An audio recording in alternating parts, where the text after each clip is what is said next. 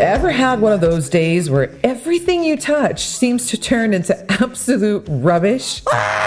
Where your grand plans collapse faster than a Jenga tower at a kid's birthday party? Well, pour yourself something strong and settle in, because those screw-ups might just be your ticket to glory. This is Charlie. Fuels all our fires, laugh till the night becomes dark. Curious minds, let's move on. Nobody cares about. I want you to think about Alexander Fleming. This guy goes on a holiday, forgets to clean his lab bench, basically the scientific equivalent of leaving your dirty dishes in the sink, and returns to find a mysterious mold killing his bacteria cultures. Most of us would have just binned the lot and started all over. But Fleming, he thought, hang on, what's this fuzzy green stuff doing? That lazy holiday became penicillin, and penicillin became the miracle that's saved roughly 200 million lives ever since. Consciousness to revive. Nobody cares about the chicken minds, the one we're kicking. Elevate the soul. Let it flow. You see, the universe has this wicked sense of humor. It rewards the stubborn, the curious, and sometimes just the magnificently careless. As Richard Feynman, Nobel Prize-winning physicist and notorious boundary pusher, once said, the first principle is that you must not fool yourself, and you are the easiest person to fool. The real magic happens when you stop pretending you know what you're doing and start paying attention to what's actually happening. Nobody cares about the chickens. The thing about movement is it creates friction, and friction creates heat, and heat, well, heat changes things. Sometimes it burns you, sure, but other times it transforms the ordinary into something extraordinary. Like how Ruth Wakefield at the Toll House Inn ran out of Baker's chocolate and chopped up a Nestle bar instead, accidentally creating the chocolate chip cookie when the chocolate didn't fully melt. One moment of, damn it, and boom, a billion-dollar industry is born. So here's what we're sinking into today. Those glorious world-changing mistakes that happen because someone zigged when they should have zagged and had the good sense to notice. Because ultimately, the difference between a catastrophe and a breakthrough isn't the mistake itself, but what you do after you make it. As Samuel Beckett put it in words that should be tattooed on every entrepreneur's forearm, ever tried, ever failed, no matter, try again, fail better. So let's celebrate those beautiful, messy failures that changed everything. Because in a world obsessed with perfect Instagram filters and flawless LinkedIn profiles, it's worth remembering that history's greatest hits often started as magnificent blunders. Thank you for everything you do. You have to believe me. 3, 2, 1. Now, if science textbooks were honest, half of them would begin with, and then something went completely wrong. Marie Curie's husband, Pierre, once said, in science, we must be interested in things, not in persons. Fleming was interested enough in his mistake to follow it. And that's the difference between a lab accident and a revolution. Yeah, baby. Then there's Wilhelm Röntgen. Oh God, my accent. Okay, I'm working on it. Anyway, he's working late night in his lab in 1895, mucking about with cathode ray tube. He notices a nearby chemical screen glowing when it shouldn't. Rather than ignoring this, he puts his hand between the tube and screen, and bloody hell, he sees his own skeleton staring right back at him. Imagine that moment. Your hand, but not your hand.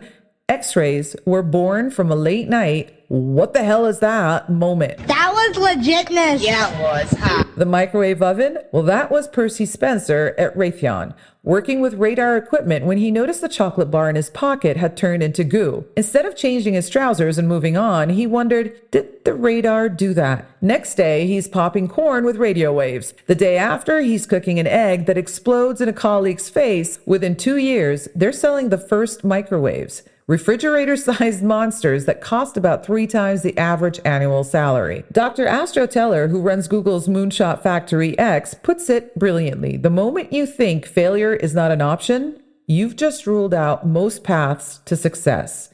These scientists didn't see mistakes. They saw data. They saw possibility. The beauty is none of these breakthroughs happened while pursuing the thing they found. They were all looking elsewhere when reality tapped them on the shoulder and said, hey, over here. The trick wasn't just making the mistake. It was having eyes open enough to see it. Good morning, my good sir. Would you like a cup of tea? The household items you use every day, well, half of them weren't meant to exist at all. Take Georges de Mestral, Swiss engineer, returning from a hunting trip in 1941. His dogs covered in burrs, and while most of us would just grumble and pick them off, de Mestral grabs a microscope. Turns out those clingy little bastards have tiny hooks that catch on fabric and fur. 8 years of tinkering later, because good ideas do take time, and Velcro is born. The name? A combination of velvet and crochet. Initially, people laughed at his hook and loop fastener. Now, it's on everything from shoes to spacecraft. Ladies and gentlemen, this is your captain speaking. As Japanese organizing consultant Marie Kondo might say, sometimes the things that stick with us are the ones that spark joy, or in this case, the ones that just plain stick. Then there's Spencer Silver at 3M trying to develop a super strong adhesive in 1968. Instead, he creates a remarkably weak one, a glue that sticks but doesn't stay stuck. For 5 years, it's a solution without a problem. Then his colleague, Art Fry, has an epiphany during church when his bookmark keeps falling out of his hymnal. What if they put this rubbish adhesive on paper? The Post-it note was born, though it took another 5 years to convince the company it wasn't ridiculous. Now we can't even imagine offices without the mess of Post-its all over our screens. And speaking of persistence, let's talk about James Dyson, a man who created 5,126 failed vacuum prototypes before getting it right. Talk about stubborn. For 5 years, he built one failed machine after another in his coach house, while his wife supported the family teaching art. There are countless times an inventor can give up on an idea, Dyson said. I don't. I make 5,127 of them. Today, his company is worth billions, all because he refused to accept that the 5,126th failure was the end of the story. It was just the penultimate chapter. Woo-hoo! And here's one you've definitely got in your garage or kitchen drawer. WD-40. Remember that? Well, Norman Larson at the Rocket Chemical Company was trying to create a rust prevention solvent for the aerospace industry. It took him exactly 40 attempts to get the water displacement formula right. Hence the name, Water Displacement 40th Formula. WD-40. What began as a way to protect the Atlas missile from rust and corrosion became the go-to solution for squeaky doors and stuck zippers worldwide. The company now sells about 1 million cans every week, and they've never changed the formula. Why mess with a mistake when it's actually that perfect? And Teflon? Roy Plunkett was working on refrigerants for DuPont in 1938 when he opened a gas cylinder to find his tetrafluoroethylene had polymerized into a waxy solid. Instead of writing it off as contamination, he tested it, discovering it was resistant to heat, chemicals, and had the lowest coefficient of friction of any known solid, from failed experiment to non-stick frying pans and spacesuits. All aboard! Israeli psychologist Daniel Kahneman, who won a Nobel Prize for his work on decision-making, observed, "Our comforting conviction that the world makes sense rests on a secure foundation, our almost unlimited ability to ignore our ignorance." These inventors did the opposite. They acknowledged what they didn't know and followed that thread. The Chinese have a concept called wui, effortless action that goes with the flow rather than forcing things. These accidental inventions embodied that principle. Their creators weren't trying to reinvent the world. They were just curious enough to ask, what if this mistake is actually a doorway? What if everything you've been told about life is only half the story? Do you ever feel like the game is rigged? Like no matter who's in power, the same invisible hands are pulling all the strings? You're not alone. Nobody Cares About the Chickens is a podcast for those who question the norm, crave deeper understanding, and believe curiosity is the key to growth. Host Charlie is a strategic advisor, hypnotherapist, and author of Pranoia Prescription. Nobody Cares About the Chickens connects the dots between science, philosophy, and culture, revealing unexpected paths to healing and transformation. Recent episode topics include You Are Against All Odds, proof that you matter more more than you realize. Behind the Veil, unmask the global elite's influence. Swipe Right, Marry Later explores the hilarious world of modern romance. If you're ready to challenge the norm and rethink everything, add Nobody Cares About the Chickens to your podcast playlist on Spotify, Apple Podcast, and your favorite podcast player. Because transformation starts with curiosity. Now let's talk about the beautiful chaos of innovation, where some of humanity's most destructive problems birthed our most constructive solutions. Alfred Nobel was trying to make nitroglycerine safer to handle. If you're not familiar with nitroglycerine, it's basically liquid terror. The stuff has this charming habit of exploding if you look at it wrong. One day in 1866, Nobel was transporting some vials of this nightmare juice when one leaked into the packaging material, a type of diatomaceous earth called kieselguhr. Instead of the catastrophic boom you'd expect, Nobel noticed something odd. The mixture had stabilized. Rather than just counting his lucky stars and changing his pants, again, Nobel thought, hang on, what if this is useful? And dynamite was born. The man who created an explosive so stable you could literally set it on fire without it detonating later used his fortune to establish the Nobel Peace Prize. Talk about a plot twist. And here's one that changed modern medicine. I bet you've heard of Viagra. In the early 1990s, Pfizer scientists were developing a drug called sildenafil to treat angina and hypertension. During clinical trials, something unexpected happened. Male participants weren't returning their unused pills, which was odd for a heart medication. Turns out the drug wasn't doing much for their blood pressure, but it was having a rather noticeable effect elsewhere. As researcher Ian Osterlaw later admitted, none of us knew how big this drug would be. A cardiovascular failure became $1 billion accident that revolutionized treatment for erectile dysfunction and eventually other conditions like pulmonary hypertension. Then there's YouTube, arguably the most influential media platform of the 21st century. Would you believe it started as a failed dating site? In 2005, Steve Chen, Chad Hurley, and Jawed Karim launched TuneIn Hook Up, a video dating service where singles could upload videos introducing themselves. It bombed spectacularly, but instead of giving up, they pivoted to general video sharing. The first video ever uploaded was 18 seconds of co-founder Jawed Karim at the zoo, titled Me at the Zoo. From dating disaster to a platform where over 500 videos are uploaded every minute, all because they were willing to look at their failure and ask, what else could this be? As philosopher Nassim Nicholas Taleb puts it, wind extinguishes a candle and energizes fire. Likewise, with randomness, uncertainty, chaos, you want to use them, not hide from them. Then there's plastic, the material that's everywhere from your toothbrush to the depths of the Mariana Trench. In 1907, Leo Baekeland was actually trying to find a replacement for shellac, which is an insect secretion used in electronics insulation. Really pleasant. Okay. Well, during his experiments, he created a moldable material that hardened when heated instead of melting.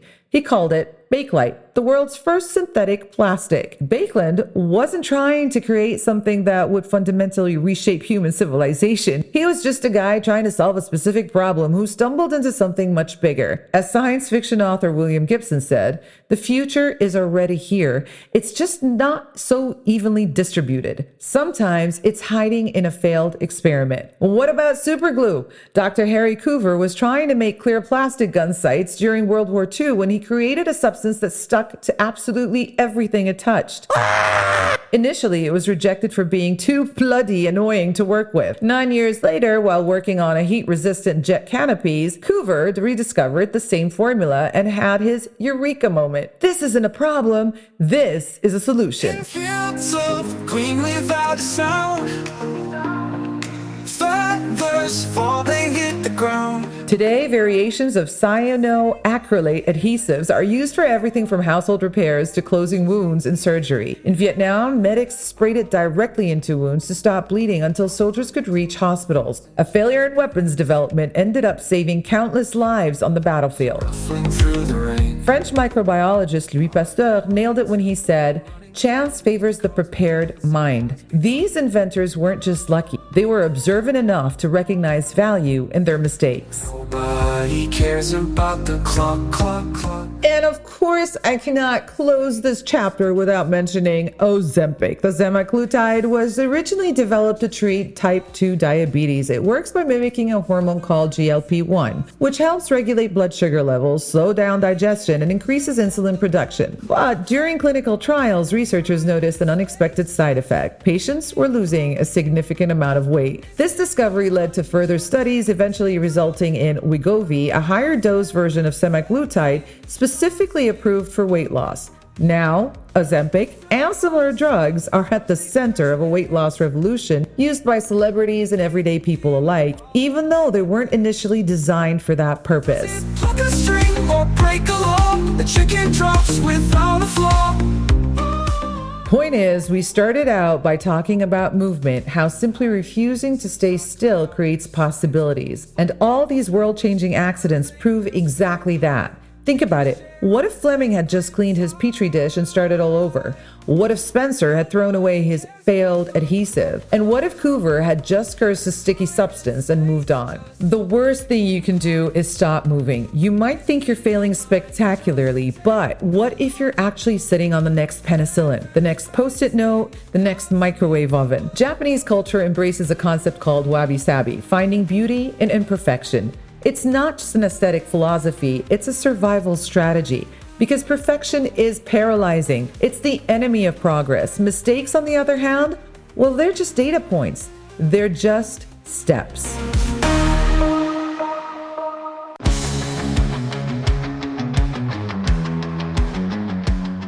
And the golden nugget for today, in the wise words of Richard Branson, a man who's built an empire on trying new things and puts it perfectly, you do not learn to walk by following rules. You learn by doing and by failing. And I'd like to add, by paying attention to how you fall and what you fall into. So here's my challenge to you today. Next time something goes sideways in your life or work, instead of immediately trying to fix it or hide it, pause, look at it.